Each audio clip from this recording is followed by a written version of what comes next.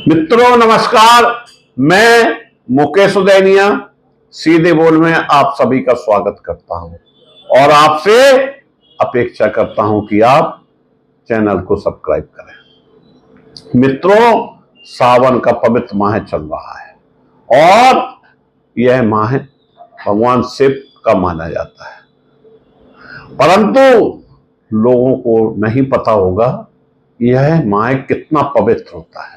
माता पार्वती और भगवान शिव लोगों को पर्याप्त आशीर्वाद भी इसी माह में देते हैं। मित्रों, सावन को पवित्र महीना माना जाता है। मानता है कि सावन में माता पार्वती ने भगवान शिव की तपस्या करके उन्हें पाया था। सावन दक्षिणायन में आता है जिसके देवता शिव हैं, इसलिए इन दोनों उनकी आराधना शुभ फलदायक होती है। सावन के महीने में बहुत वर्षा होती है, इसलिए इसे वर्षा ऋतु का महीना या पावस ऋतु भी कहा जाता है। तो मैं गीतों में डालूंगा सावन ही आने दो, ऐसे गाने सावन आते ही लोगों की जुबान पर खुद ब खुद आ जाते हैं। पहले सावन शुरू होते ही गांव की गलियों से लेकर शहरों तक झूले पड़ते थे। महिलाएं झूला झूलती थी और गाती थी। सावन भादों का महीना हमें प्रकृति और के निकट ले जाता है। झूले झुलाने के दौरान गाए जाने वाले गीत मन को सुकून देते थे। झूले गांव के बगीचों, मंदिरों के परिसर में डाले जाते थे। धीमे धीमे यह परंपरा लुप्त होती चली जा रही है और लोगों के हाथ में झूले की रस्सी की जगह मोबाइल फोन आ गए हैं, जिसमें वो पूरा दिन अपना व्यतीत कर देते हैं। और कहा जाए तो गलत ना होगा कि बाग बगीचे भी खत्म होते जा रहे हैं, आंगन भी खत्म होते जा रहे हैं, जिसका परिणाम हम सभी को भुगतना पड़ रहा है। भारतीय संस्कृति में झूला झूलने की परंपरा वैदिक काल से चली आ रही है। श्री कृष्ण राधा संग झूला झूलते हैं और गोपियां संग रास रचाते थे। मानता है कि इसे प्रेम बढ़ने के अलावा प्रकृति के निकट जाने एवं उनकी हरियाली बनाए रखने की प्रेरणा मिलती है। एक दौर था जब लोगों को सावन के महीने का बेसब्री से इंतजार रहता था। लड़कियां ससुराल से मायके आती थी, लेकिन अब यह परंपरा खत्म होती जा रही है। अब ना तो झूले पड़ते हैं और ना गीत सुनाई देते हैं। सावन शुरू हो गया, लेकिन इसका एहसास भी नहीं हो रहा है। उमंग और खुमारी का संगम इसी महीने में हरियाली तीज पर खत्म होता है। सखियों के सुख दुख बांटने के साथ बैठकर मेहंदी लगाने की परंपरा, फिर गीत गाना गुम हो जाता है। बच्चे अब झूले नहीं झूलते, वीडियो गेम में मस्त रहते हैं। महिलाएं संगठन भी अब किटी पार्टी जैसी आयोजनों तक सीमित हैं। झूले की परंपरा लुप्त होने के पीछे सबसे प्रमुख वजह मनोरंजन के भरपूर साधनों का होना भी है।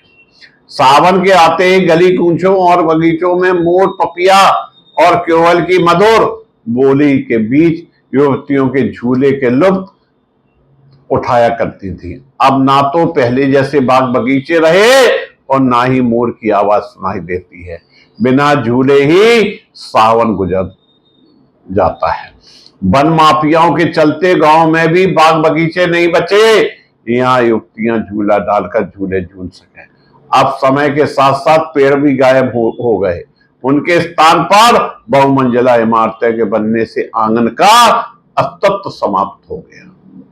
देश ऐसे में सावन के झूले भी याद बनकर हमारी परंपरा से गायब हो रहे हैं। जन्माष्टमी पर मंदिरों में सावन की एकादशी के दिन भगवान को झूला झुलाने की परंपरा जरूर अभी भी निभाई जा रही है। आज के समय में सावन के झूले नजर नहीं आ रहे हैं। इसका कारण जनसंख्या घनत्व वृद्धि के साथ वृक्षों की कटाई है। लोग आप घरों की छत पर या आंगन में लोहे के झूले पर ना झूलकर मन को संतुष्ट कर रहे हैं। बुद्धिजीवी वर्ग सावन के झूलों के लिप्त होने की प्रमुख वजह सुख सुविधाएं और मनोरंजन के साधनों में वृद्धि को मान रहे हैं। सावन में झूला झूलना मात्र आनंद की अनुभूति नहीं कराता था, अपितु यह स्वास्थ्यवर्धक प्राचीन योग भी है। सावन में चारों तरफ हरियाली छाई होती है। हरा रंग आंखों को अनुकूल कहा जाता है और यह आंखों पर प्रभाव भी डालता है।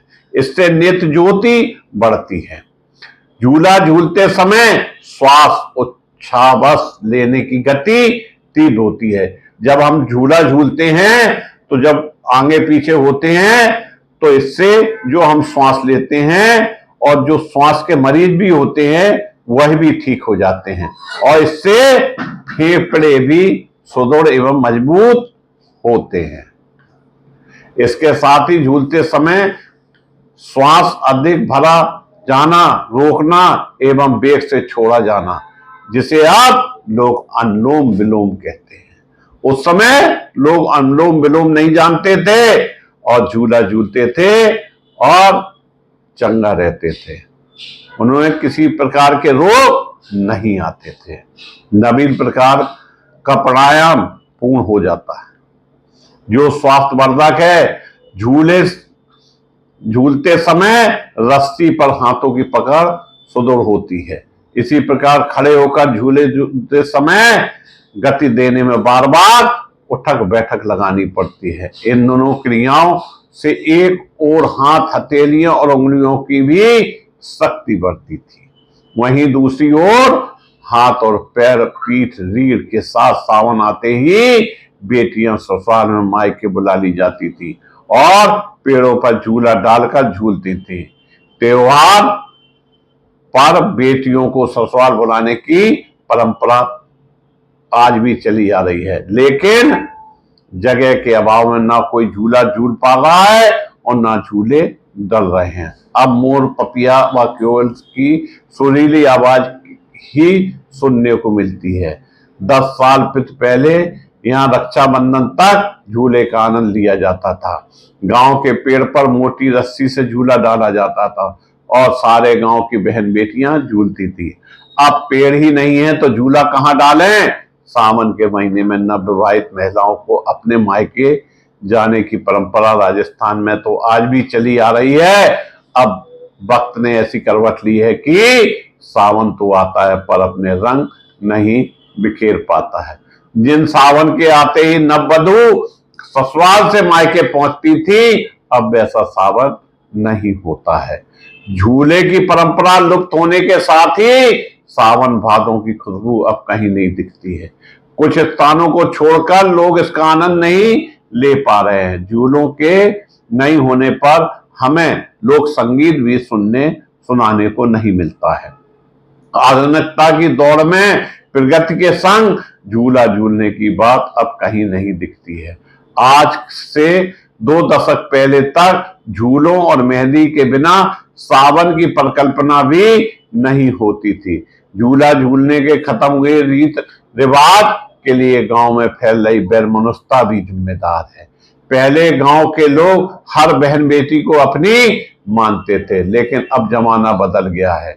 जिसके हाथ में रक्षा सूत बांधा जाता था वही भक्षक बन जाता है। बाग बगीचे के खत्म के साथ साथ जहां मोर, पपियों की संख्या घटी है, वहीं भाईचारे में भी कमी आई है। नतीजापन झूला झूलने की परंपरा को इससे ग्रहण लग गया है और पहले संयुक्त परिवार में बड़े बूढ़ों के सानिध्य में लोग एक दूसरे के घरों में एकत्रित होते थे। आज बढ़ती एकल परिवार की प्रवृत्ति ने आपसी स्नेह को भी खत्म कर दिया है। महिलाएं सामुदायिक केंद्रों में जाकर पर्व मनाती थी, शहरों में अब झूले डालने के लिए जगह कम पड़ने लगी है। अब तो पारंपरिक पहनाव भी आधुनिकता की भेंट चढ़ गया है। अब छुट्टी के दिन लोग बाग बगीचों में न जाकर सावन का त्योहार रस्म अदायगी के रूप में बनाते हैं। वर्षा ऋतु में सावन की खुशियां अब किताबों तक ही सीमित रह गई हैं। प्रगति के साथ जीने की परंपरा भी थमसी सी जा रही है।